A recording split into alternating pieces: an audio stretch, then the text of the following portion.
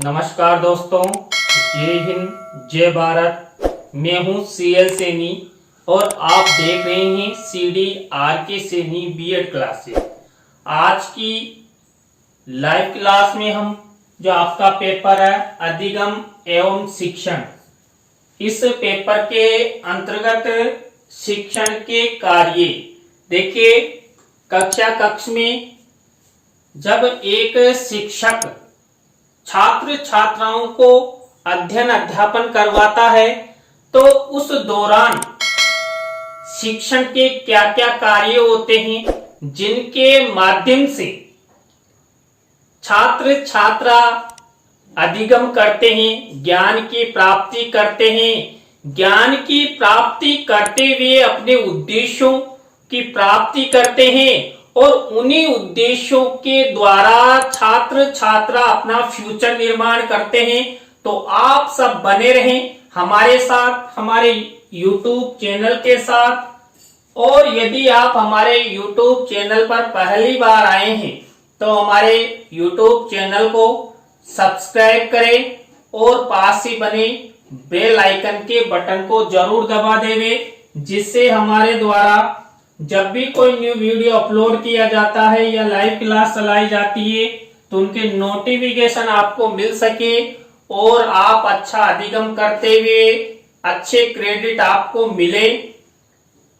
तो आप चैनल को सब्सक्राइब और बेल आइकन के बटन को जरूर दबावें। देखिए, इसमें शिक्षण का पहला कार्य है कक्षा के बाहर शिक्षण संबंधी कार्यों के लिए छात्रों को संगठित तथा व्यवस्थित करना। देखिए, जो शिक्षण होता है, टीचिंग होती है, ये शिक्षण संबंधी कार्यों के संपादन हेतु छात्रों छात्राओं को संगठित करता है और व्यवस्था करता है कि शिक्षण की व्यवस्था में कौन कौन सहयोगी होगा, पाठ्यक्रम होगा या शिक्षक होगा या छात्र होगा, तभी जाकर एक शिक्षण की प्रक्रिया संपादित हो सकती है। तो ये शिक्षण एक तरीका, एक रूपरेखा, एक प्रक्रिया अपनाता हुआ छात्र छात्राओं को प्रेरित करता है, संगठित करता है और शिक्षण की ओर ले जाता है। तो ये पहला कार्य हुआ। इसी तरह देखिए, शिक्षण का दूसरा कार्य है विभिन्न क्रियाकलापों में सिद्धहस्तता को प्राप्त करने के लिए छात्रों को स्वतंत्र अनुभव तथा अभ्यास के अवसर प्रदान करना। जो शिक्षण होता है, इस शिक्षण का जो दूसरा कार्य है, इस दूसरे कार्य के अंतर्गत जो छात्र छात्रा जो भी क्रियाकलाप करते हैं जिनके माध्यम से उन्हें ज्ञान की प्राप्ति होती है, अधिगम होता है, उन कार्यों में सिद्धहस्ता लाने का कार्य शिक्षण करता है, टीचिंग करती है। सिद्धहस्तता को प्राप्त करते भी क्या होता है, जो छात्र छात्रा हैं ये स्वतंत्र रूप से अपने अनुभव प्राप्त करते हैं। अनुभवों के द्वारा उन्हें ज्ञान की प्राप्ति होती है और ज्ञान के द्वारा वो अपने उद्देश्यों की प्राप्ति करते हुए अपनी हाइपोथेसिस को सार्थक करते हुए अपने जीवन को सफलता के मार्ग की ओर ले जाते हैं। तो शिक्षण छात्रों को अभ्यास करने का अवसर भी प्रदान करता है, छात्रों को स्वतंत्र अनुभव प्रदान करता है।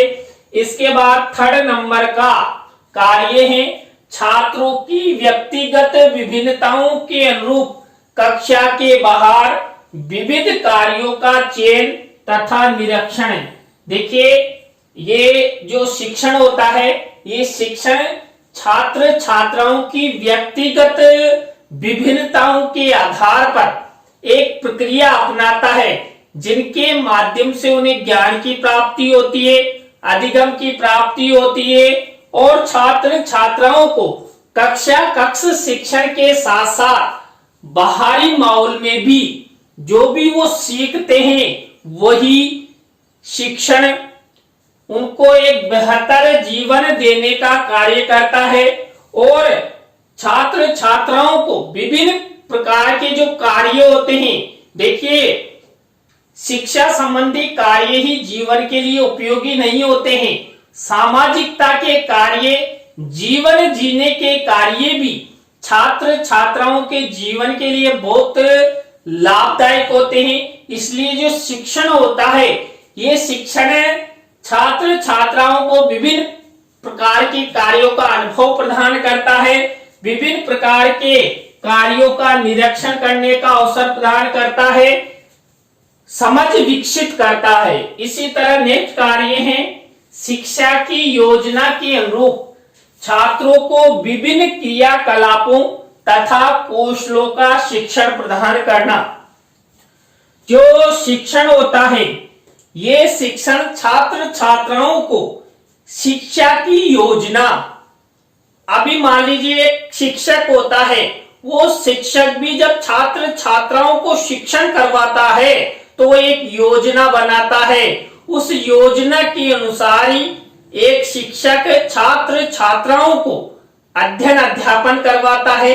छात्र इस आधार पर ही अधिगम करते हैं। आपने देखा है कि शिक्षक कक्ष में पढ़ाने से पूर्व, शिक्षण से पूर्व पाठ योजना तैयार करता है। पाठ योजना से तात्पर्य छात्र छात्राओं के शिक्षण हेतु एक योजना बनाई जाती, किसके द्वारा? शिक्षक के द्वारा। तो यहाँ पर जो शिक्षण है, ये शिक्षण भी एक कार्य योजना प्रस्तुत करता है। किनके लिए? शिक्षक के लिए, छात्र छात्राओं के लिए। और देखिए, जो शिक्षण की जो योजना बनती है, किसके माध्यम से? शिक्षा के माध्यम से। तो शिक्षा की योजना के अनुरूप छात्रों को विभिन्न क्रियाकलापों, देखिए शिक्षण के दौरान छात्र छात्रा और शिक्षक कई प्रकार के क्रियाकलाप करते हैं, तभी जाकर क्या होता है? तभी जाकर शिक्षण की प्रक्रिया, शिक्षण अधिगम संपादित होता है। छात्र छात्राओं को ज्ञान मिलता है और शिक्षक द्वारा जो शिक्षण का उद्देश्य बनाया गया, वो उद्देश्य भी तभी सफल हो सकता है। तो विभिन्न प्रकार के क्रियाकलापों और कौशलों का शिक्षण प्रदान करता है। देखिए, छात्र हो या छात्रा हो या शिक्षक हो, सभी को जीवन में कौशलों का होना आवश्यक है। उनके जीवन में यदि कौशल होंगे तो वो अच्छा शिक्षण कार्य करवा सकता है शिक्षक तो, और छात्र छात्राओं में कौशल होगा तो वो अच्छे से अधिगम कर सकते हैं। और अधिगम के पश्चात जब वो स्तरों के अनुसार उच्च शिक्षा प्राप्त करते हुए उच्च कक्षाओं में चले जाएंगे, या कोई नई डिग्री या टीचिंग या शिक्षक बन जाएंगे, तो वो भी अपने कौशल को छात्र छात्राओं के सामने अच्छे से प्रस्तुत कर सकते हैं। इसलिए आवश्यक है कि शिक्षा एक ऐसी प्रक्रिया है जो शिक्षक को, छात्र छात्राओं को अच्छे क्रियाकलाप प्रदान करता है, अच्छे कौशल विकसित करता है, जो छात्र छात्राओं और शिक्षक के फ्यूचर निर्माण में, शिक्षण अधिगम प्रक्रिया संपादित करने में बहुत योगदान देता है। छात्रों के विकास एवं सर्वांगीण व्यक्तित्व के विकास के लिए विभिन्न क्रियाकलापों द्वारा प्रयास करना जो शिक्षण होता है, ये शिक्षण अधिगम प्रक्रिया में विभिन्न क्रियाकलापों द्वारा क्या करता है? छात्र छात्राओं का विकास करता है और सर्वांगीण व्यक्तित्व के विकास हेतु सदा तत्पर रहता है। देखिए, शिक्षण की प्रक्रिया द्वारा ही जो छात्र छात्रा होते हैं, इन छात्र छात्राओं का सर्वांगीण विकास हो सकता है। क्यों? क्योंकि जो शिक्षण की प्रक्रिया है एक निर्देशन में चलती है, और उस निर्देशन में शिक्षण की प्रक्रिया संपादित होते हुए छात्र छात्रा अधिगम करते हैं, ज्ञान की प्राप्ति करते हैं।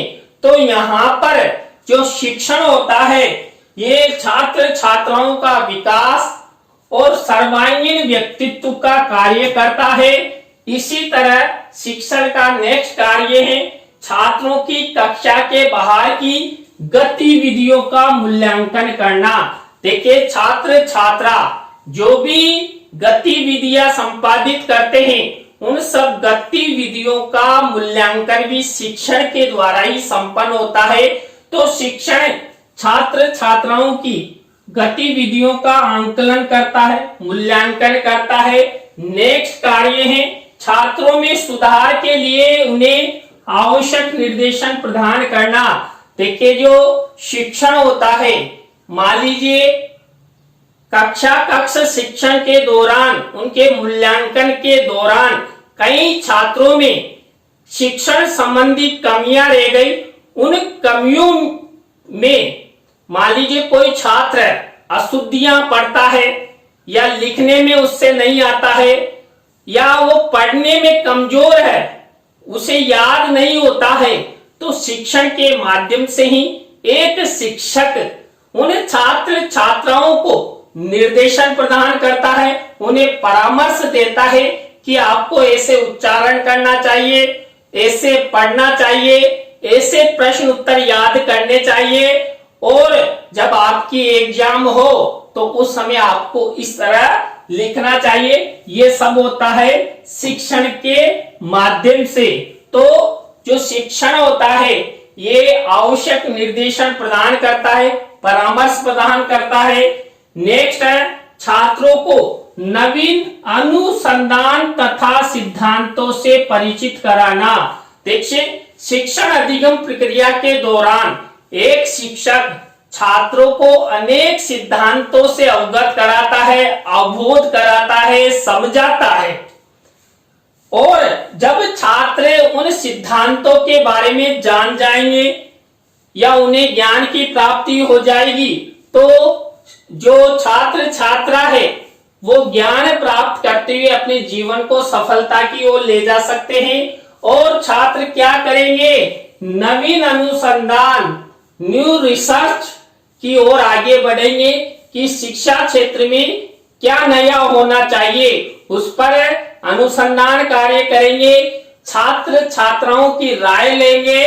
अभी देखिए कई बार आपने देखा है पाठ्यक्रम कब परिवर्तित होता है, जब पाठ्यक्रम में छात्रों के लिए कुछ नया करना हो, क्या क्या अपेक्षित सुधार करना है, क्या क्या न्यू टॉपिक जोड़ना है, तो इन सब के बारे में क्या किया जाता है, नवीन अनुसंधान किया जाता है।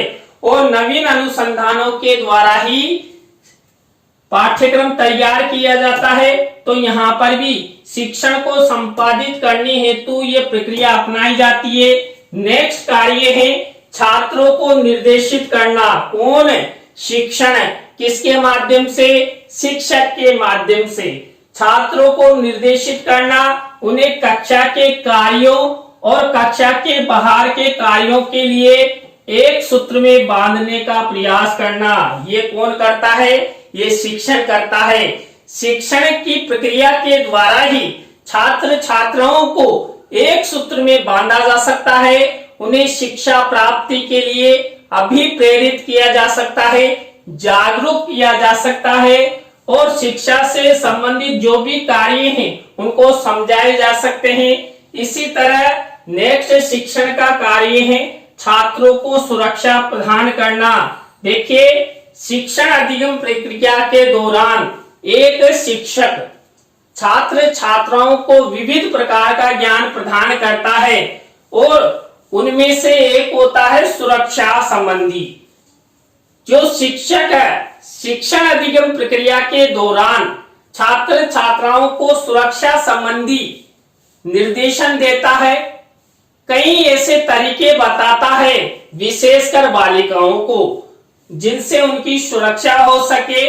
तो ये शिक्षण है, ये शिक्षण सुरक्षा संबंधी सलाह भी प्रदान करता है। तो ये एक इसका कार्य हुआ।